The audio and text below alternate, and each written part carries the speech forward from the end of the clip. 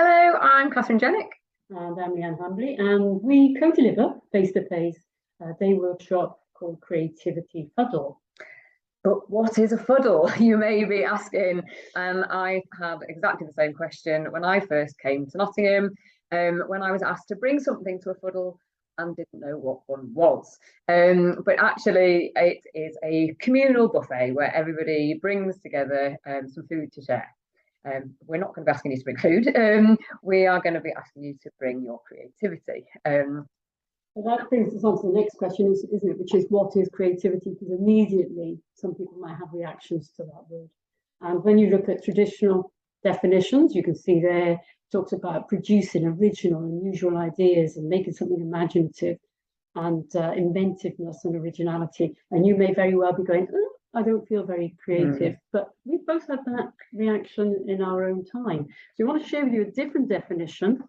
And actually, if you think of creativity as actually more about what you bring, your attitude and your thoughts, and the fact that we all think differently, and therefore every single one of us has the capacity to be creative because we all have different thoughts, different ideas. And you didn't think you were creative? No, it's really interesting actually, because up until really recently, I never considered myself to be a creative person. There were people in my life who I saw as creative, and I wasn't one of them. I was different from them.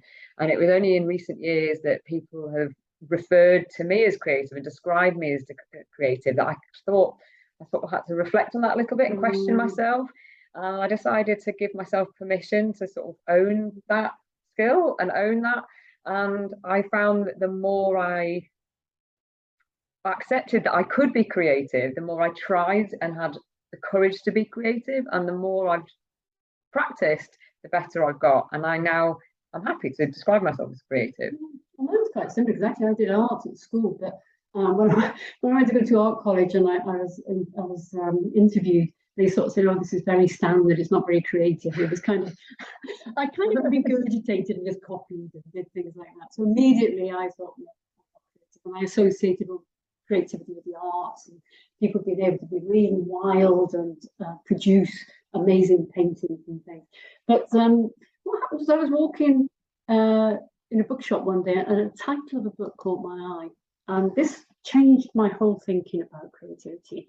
De Bono and his books on lateral thinking, and the basic premise that anybody can learn to think creatively. But we need two things. One, we need to stop our usual way of thinking. So if you think of it as a road, doing that, our brains tend to go along habitual ways of seeing things and doing things. And indeed, we now hear things like echo chamber and groupthink, where assumptions aren't challenged, and we almost end up with obvious ways of seeing things. So De Bono said, well, we need to stop that and block it. And then there are actual methods that you can try to provoke creative thinking, new thinking, new ways of seeing. And indeed, what creates sort of that provocation for me in my work is actually you. It's when I'm delivering training and somebody asks me a question, I think, I've never thought of that. And all of a sudden I have to start to think, how would I resolve that? What would I do? So other people are often the provocation. And we work in isolation a lot. And that's part of the reason for doing this day, isn't it? Is that people can come and we can do different methods and things to think creativity, but creatively, but actually, there is other people and discussions and sharing. It starts to spark our thinking. Yeah, and if we think of creativity as thinking differently, then actually what better way to do that, to bring together different people's thoughts and ideas, which is what this workshop's all going to be about. And we know this is fundamental to careers work.